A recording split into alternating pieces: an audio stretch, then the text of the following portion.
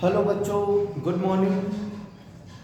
आज हम आपके सामने दो अभिक्रियाएं लेकर के आए हैं जो काफ़ी एग्जाम में क्लास 12th में पूछी जाती हैं, बोर्ड एग्जाम में। और उन दोनों में विशेष अंतर है और दोनों को किस तरीके से हम अंतर को समझेंगे और क्या उसमें प्रश्न रहेगा तो हम किस तरीके से जवाब देंगे, इसके बारे में आज हम समझते हैं। ये है अभिक्रियाएं कैलिजारो अभिक्रिया और एल्डोल संघनन। चलिए देखिए, दो अभिक्रियाएं हमारे पास हैं। एक कैलिजारो अभिक्रिया, कैलिजारो अभिक्रिया, और इसी की अपोजिट में दूसरी अभिक्रिया है एल्डोल संघनन। एल्डोल संघनन, एल्डोल कंडेंसेशन। ये दो अभिक्रियाएं हैं, दोनों एल्डिहाइड की हैं, दोनों ही एल्डिहाइड की अभिक्रियाएं हैं और इन दोनों में थोड़ा सा बस अंतर है। और वो थोड़ा सा अंतर अगर परीक्षा में चूक गए तो कहानी बन गई, आपके क्वेश्चन पलट जाएगा, आपका जवाब गलत हो जाएगा। इन दोनों अभिक्रियाओं को समझना है, क्या अभिक्रिया में अंतर है। देखिए, जब हम कैलिजारो अभिक्रिया कराएंगे तो हमको क्या करना है कि अल्फा हाइड्रोजन जिनमें ना हो ऐसा एल्डिहाइड लेना है। जैसे CHO और यहां पे हमने हाइड्रोजन लगा दिया तो ये आपका हो गया फॉर्मेल्डिहाइड। फॉर्मेल्डिहाइड जो हो गया, देखिए कार्बन के साथ ये हाइड्रोजन हो गया, एक दूसरा हाइड्रोजन हो गया, डबल बंध में ऑक्सीजन हो गया, ये है लिखा हुआ है। जिस समूह में आप यहाँ पर कार्बोनिल समूह पा रहे हैं C डबल बंध O वाला, उस कार्बन के बाद कोई कार्बन नहीं जुड़ा है। और अगर कार्बन होता तो वो कार्बन अल्फा कार्बन कहलाता और उस कार्बन के साथ जो हाइड्रोजन होते वो अल्फा हाइड्रोजन होते। इस कार्बन में यानी CHO समूह में कोई अगला कार्बन नहीं जुड़ा है तो उसमें अल्फा हाइड्रोजन भी नहीं है, क्योंकि अल्फा कार्बन ही नहीं है। तो इस प्रकार के एल्डिहाइड में जहां अल्फा हाइड्रोजन ना हो, अल्फा हाइड्रोजन नहीं होना चाहिए, ऐसे एल्डिहाइडों के मॉलिक्यूल्स हमको लेना है और हम इसमें दो मॉलिक्यूल ले लेंगे।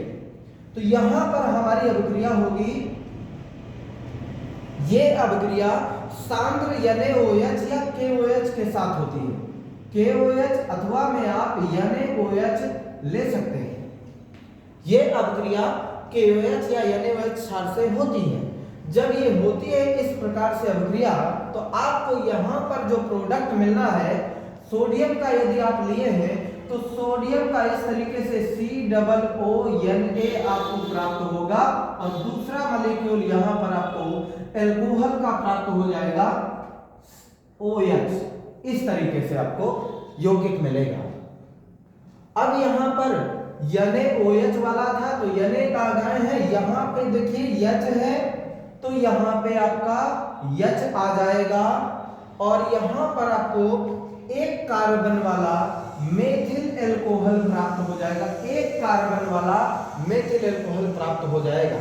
इस कंडीशन पर आपको मेथिल एल्कोहल मिलेगा। जैसा कि हम आपको यहाँ दिखा दें कि ये आपने HCHO फॉर्मेल्डिहाइड लिया और यहाँ पे आप NaOH लिख सकते हैं और यहाँ पे आपको मिल जाएगा HCOONA sodium formate, sodium formate मिल जाएगा और यहाँ पर आपको मिल जाएगा CH3OH। ये इसमें विशेष अंतर है कि आपको जो है एक लवण अम्ल बनता है कार्बोक्सिल समूह वाला, या मान लीजिए कार्बोक्सिल अम्ल लवण बनता है और एल्कोहल बनता है। लेकिन वही अगर हम एल्डोल अभिक्रिया कराते हैं तो हमको इस तरीके से समझना है। देखिए, कैलिजारो अभिक्रिया आपने ऐसा एल्डिहाइड लिया है जिसमें अल्फा हाइड्रोजन ना हो, ठीक। एल्डिहाइड में अल्फा हाइड्रोजन नहीं होना चाहिए। आप इसकी जगह पर फॉर्मेल्डिहाइड की जगह पे आप बेंजल्डिहाइड भी ले सकते हैं, CHO भी ले सकते हैं। क्यों? क्योंकि यहां पे भी देखिए ये कार्बन है ये समूह वाला कार्बन है, इसके जस्ट बगल में ये भी कार्बन है। यहाँ बेंजीन रिंग में 6 कार्बन होते हैं, ये आपको पता होगा। इसमें ये जो कार्बन है इसकी जो वैलेंसी है उस पे हाइड्रोजन नहीं है, हाइड्रोजन नहीं है, बल्कि इनमें हाइड्रोजन है, एक एक हाइड्रोजन, लेकिन इसमें एक कार्बन के साथ जब हाइड्रोजन था वो हट गया है और CHO समूह आ गया है।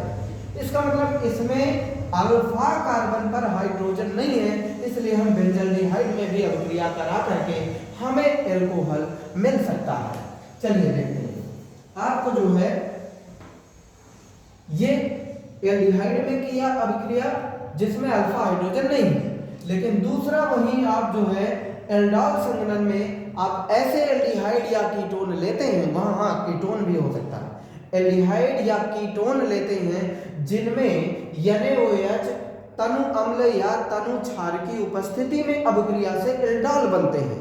अगर एल्डिहाइड है तो एल्डॉल बनेंगे, अगर कीटोन आपने लिया है तो कीटोल बनेंगे। जरा देखिए रिएक्शन, यहां पे आपने ले लिया CH3CHO, जी हाँ ये देखिए ये आपका समूह हो गया, इसके जस्ट बगल वाला कार्बन आपका अल्फा कार्बन हो गया, और इस अल्फा कार्बन में अल्फा हाइड्रोजन मौजूद है 3 तो यहाँ पे अल्फा हाइड्रोजन होना चाहिए।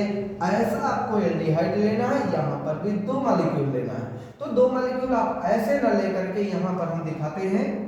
दूसरा एल्डिहाइड आपने लिया तो CH3 का मतलब है एक H यहाँ ऐसे कर दो और CH2, CH3 हो गया और CHO हो गया। यहाँ पे भी आप NaOH दिखाएंगे, तनु क्षार या तनु अम्ल की आप उपस्थिति में अभिक्रिया होगी। और देखिए कोई अंतर नहीं समझ में आ रहा, ये भी आपके एल्डिहाइड लिए गए, 2 अणु लिए गए, ये भी आपका एल्डिहाइड है, देखिए 2 अणु लिया गया, एक अणु हमने यहाँ रखा, एक अणु यहाँ रखा, 2 अणु ही लिए गए, यहाँ भी 2 अणु, यहाँ NaOH यहाँ भी NaOH, लेकिन प्रोडक्ट आपके चेंज है और अभिक्रिया का नाम भी चेंज है। ये आपकी आप देख पा रहे हैं, इसे कैनिजारो अभिक्रिया बोलते हैं, जिसमें प्रोडक्ट आपका एल्कोहल होता है, लेकिन यहाँ एल्डॉल बनेंगे और एल्डॉलों का जल गठन करने पे एल्कीन प्राप्त होती है, एल्कीन वाले एल्डिहाइड प्राप्त होते हैं। जरा देखिए यहां से इस O वाले को ऑक्सीजन को जो डबल बंध के द्वारा ग्रुप में जुड़ा है, इस H के साथ आपको इस तरीके से आपको एल्कोहल टाइप में आपको दिखाना है, तो यहाँ पे प्रोडक्ट हो जाएगा CH3C, इसके साथ H भी लगा था, देखिए CH, और O जो लिखा है इसको OH ऐसे कर दीजिए। ये OH कहाँ आया, इस कार्बन का O, इस कार्बन का O है और इस कार्बन का हाइड्रोजन OH हो गया, फिर CH2CHO लिखा है तो CH2CHO कर दीजिए, ये हो गया। और इसमें जो प्रोडक्ट आपको बना ये बीटा हाइड्रोक्सी एल्डॉल बना है। क्या? Beta hydroxy aldol. Beta hydroxy aldol कैसे, जरा गौर कीजिए। ये आपका ग्रुप है, इसके जस्ट बगल वाला कार्बन, ये कार्बन आपका अल्फा कार्बन है, इसके बाद ये कार्बन आपका बीटा कार्बन है, और देखिए बीटा कार्बन पे OH समूह जब जुड़ा है तो बीटा हाइड्रोक्सी हो गया और एल्डॉल हो गया, क्योंकि अगर कीटोन होता, कीटोन आपने लिया होता तो कीटोल बनता, यहाँ पे एल्डॉल बना है। तो इस तरीके से ये अभिक्रिया होती है। दोनों में अंतर यही है कि NaOH सेम है, बट यहाँ पे आपके अल्फा हाइड्रोजन होना चाहिए, यहाँ पे अल्फा हाइड्रोजन नहीं होगा, वहां आपका एल्कोहल बनेगा, यहाँ आपका एल्डॉल बनेगा।